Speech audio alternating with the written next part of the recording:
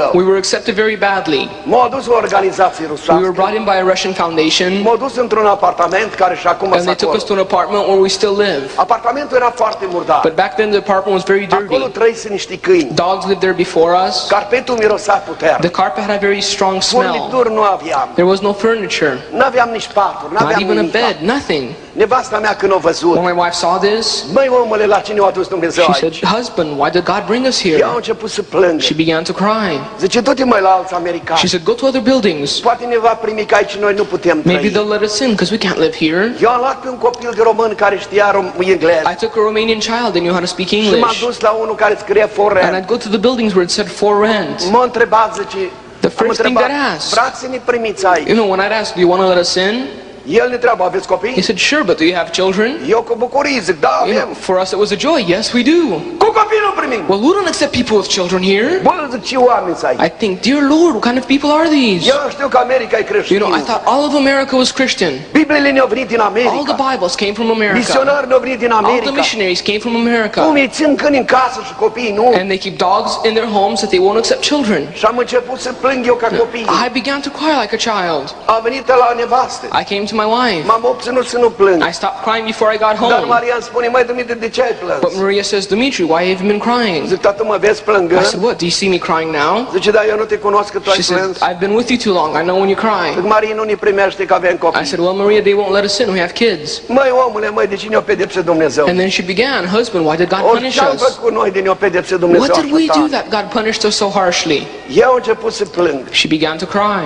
Copiii dormeau pe valize. The grandkids were asleep on the Eu mă învârteam suitcases. roată în prejurul blocului. And I kept walking around the building Ne-am făcut verificarea vieții, frate. and checking out my life. Zic, Doamne, de ce m-ai pedepsit? Lord, why'd you punish me? Doamne, eu ne-am dat viața pentru I Tine. almost lost my life for you. Doamne, eu am dat averea pentru I Tine. lost all of my wealth for you, Eu Lord. din toată averea ce am avut am ieșit cu 3 But out valize. of everything I had, I came out with 3 De ce suitcases. m-ai pedepsit așa de tare, Lord, Doamne? what did I do that you punished De ce me? m-ai dus Tu în țara asta? Why did you bring me to this country? Eu n-am bani, Doamne. I have no money, Eu Lord. n-am mâncare. I have no food. Eu n-am un pat unde să-mi plec I don't capul. have a bed to let my head down on. Doamne, de ce m-ai dus? Lord, why?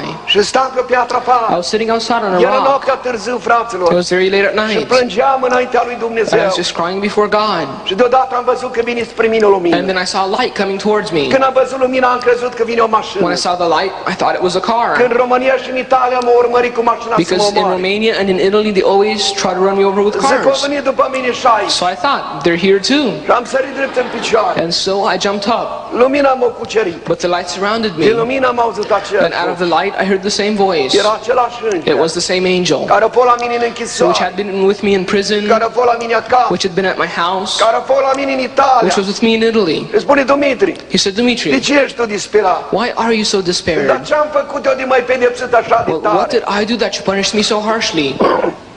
De ce m-ai adus tu în Why țara did you bring me asta? to this country? Zic, eu n-am un loc să-mi plec. I don't even have a place to lay my head Și down. Dumitru, te-am adus în țara asta, că țara asta He va said, arde. "Dumitru, I brought you to this country because this country will burn. De ce m-ai adus să mă arzi aici și nu m-ai lăsat să mor în pușcărie în țara mea? So why'd you bring me here to burn and then let me die in jail in my own country?" Dumitru, taci, He said, "Dumitru, be quiet. urcă-te lângă mine. Get beside me. N-ai voie să mai You're vorbești. not allowed to speak from now on."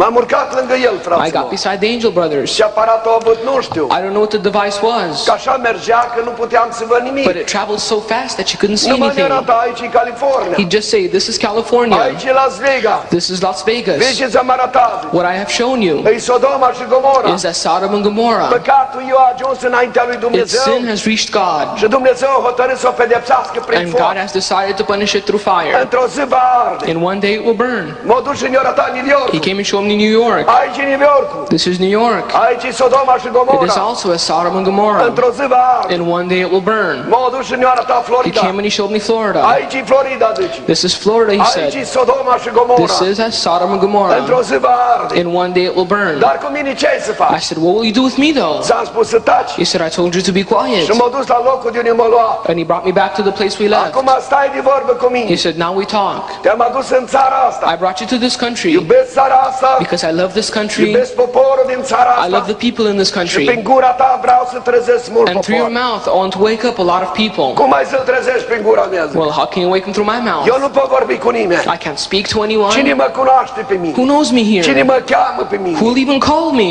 Tu nu te interesează. He says, that's not your worry. Eu voi merge înaintea ta. I will be before you. Voi face mari lucrări în poporul I american. will do great works amongst the American people.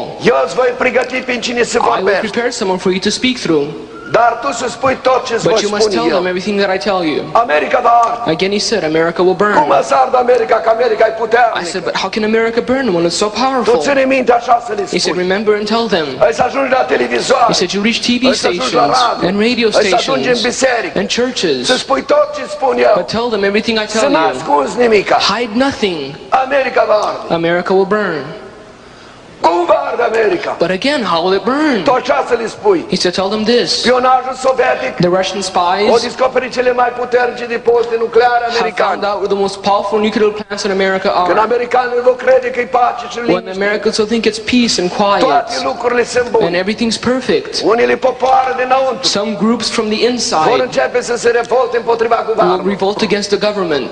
Guvernul va fi ocupat cu The revoluția government will be occupied with the și revolution, atunci de pe ocean, and then from the ocean, din Cuba, out of Cuba, Nicaragua, Nicaragua, America Centrală, Central America, Mexico Mexico, și ne-au mai spus două țări, dar nu le țin and minte. two other countries that I can't remember. Va bombarda depozite nucleare They americane will bombard the nuclear plants in și America, America va lua foc. and America will burn.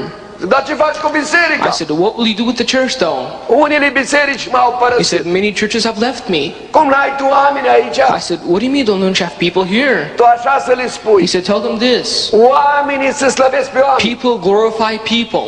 Cinstea care se cuvine să o dea The lui honor that Hristos, Christ deserves, oamenii și-o ia asupra man lor. takes upon himself. În biserică, In the church, divorțul, there's divorce, preacurvie, there's adultery, sodomie, there's sodomy, avortul there's abortion, și tot felul de păcat. and all kinds of sin. Și Hristos nu locuiește în And păcat. Christ will not live in sin. Hristos locuiește în sfințenie. Christ lives in holiness. Și te-am adus pe tine And I aici brought you here să strângi în gura mea, that you cry out să loud. nu-ți fie frică, că Don't eu be sunt cu afraid, for I tine, am with you.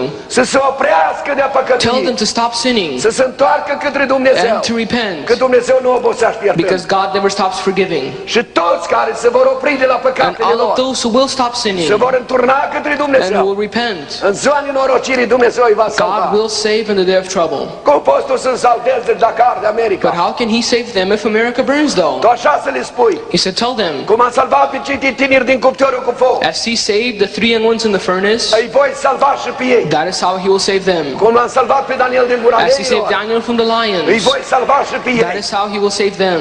Numai să se